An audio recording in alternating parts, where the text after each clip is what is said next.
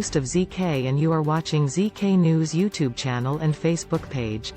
Imran Khan Pakistan's former Prime Minister has been arrested. After being sentenced to 3 years in prison, his team say that they will be filing an appeal against the ruling. Now the judge found him guilty of failing to declare money that he'd earned from selling state gifts. As the decision was announced in Islamabad, a crowd including some prosecuting lawyers began chanting Imran Khan as a thief outside of the court. Multiple cases have been filed against Mr. Khan in the last 16 months. In May of this year, he was detained for not appearing at court as requested, but was subsequently released after the arrest was declared illegal. Well, since then his party has been under intense pressure from authorities, with many senior officials leaving and thousands of supporters being arrested, accused of being involved in the protests that followed Imran Khan's arrest. Or the Pakistan government will be dissolving on August the 9th.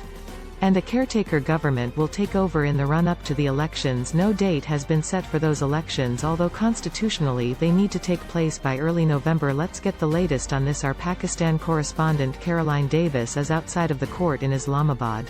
Caroline, first off, I wonder if you could just confirm or update the details that I just read out there. We have also of course had confirmation that Imran Khan has been arrested. He was at his home at Demand Park in Lahore. We've seen images from our teams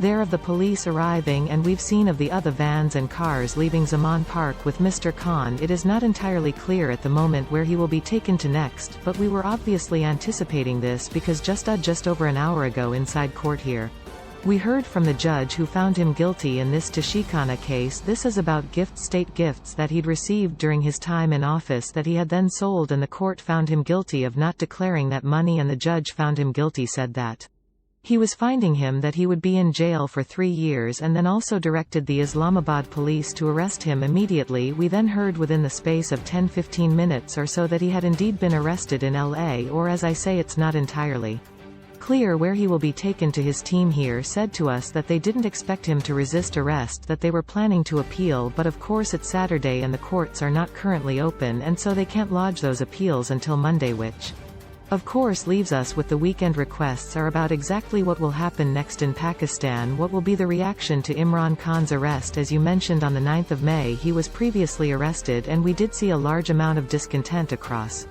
Pakistan in reaction to that arrest. We saw military and intelligence buildings, neutral military buildings, being targeted. Now that is particularly surprising here in Pakistan. That is something that Pakistan has not really seen during the course of its history, for the military to be directly targeted, and as a result we saw a large amount of crackdown afterwards on Imran Khan and his party. Imran Khan, as you say, was released after they found that the arrest against system back then in May had been illegal, and he has since then been free. But at the same time, many of his party have left the party, many of his senior leadership and many of his supporters have also been arrested and imprisoned because of their alleged involvement in these protests that happened after the 9th of May. So the question next, of course, is how does Pakistan react now? Has that crackdown stopped people from wanting to come out onto the streets? Will we see a similar sort of reaction, or will we not see a similar sort of reaction? You mentioned as well that the Pakistan Parliament is due to dissolve next week on the 9th of August, and that means that they will hand over to a caretaker government who will be in power until the elections. This is all taking place in the backdrop of the elections. This is why it is such a contentious and difficult time. We're waiting to see what the reaction in Pakistan will be to Mr. Khan's arrest. Marilyn Davis, thank you very much for that. For now we're going to stay with the story, and joining me now is Monique Farouk, who is the journalist for the Pakistani Urdu language news channel locally, Samart TV. Thank you very much for joining us. Manip, first off, how has this news been received? Well, frankly, it was something that was expected, and it hasn't come as a surprise because this case has been going on for quite a while now, and it was highly likely that Imran Khan is going to get convicted in this case, and the response from his legal team was quite weak. There was apparently no defense, and it's a fact. It's a fact that's floating on the surface. If you look at the documents, if you go through the documents, yes, Imran Khan did get the gifts from the state depository. It was legal, yes, to that extent, but then he sold them and did not declare the amount in his nomination papers and different papers that he was supposed To do that before the Election Commission of Pakistan, so obviously that gave a big setback to the former Prime Minister, and ever since the case started his lawyers were only focused on the technical point, and particularly after 9th of May things have not been going good at all for Pakistan's Justice Party, Imran Khan's party, and things have been quite murky. Yeah.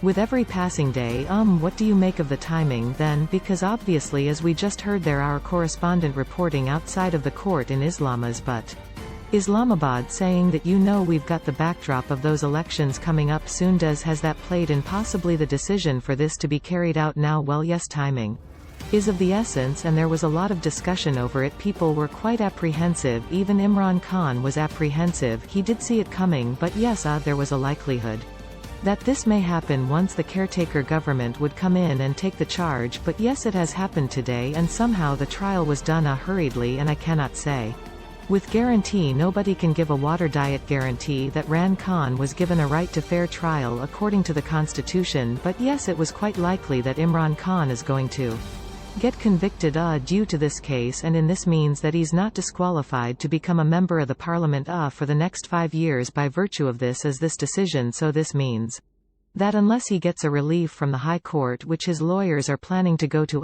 his conviction will stand, his disqualification will stand, and then it appears to be quite an uphill task for him. Okay, so in terms of this political future, it's not looking good. What about the future of his party? Well, ever since the incidents of 9th May, his party workers have been running amok. His top-tier leadership has either deserted the party or they've been made to leave the party. The workers are in disarray there. Most of them are in hiding. People are scared to come on the streets because of the incidents that took place on 9th of May. It's considered as 9/11 for Pakistan, and this is something which is out of the ordinary. The military installations were attacked, they were burnt, they were burned down, they were vandalized, state institutions were attacked, so this is something which was completely unheard of. There have been instances in the past where top political leaders have been ousted by the courts or through illegal and unconstitutional ways, but nobody ever did this. But this time, when Imran Khan got arrested on 9th of May, his party workers attacked the military installations just because now, and ever since that time, he has been defending the actions of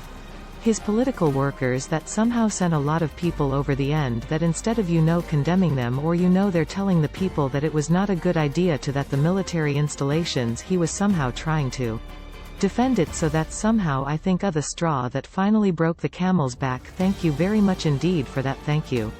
Thanks very much for now. Please subscribe, like, share, hit the bell icon. Thanks for your time.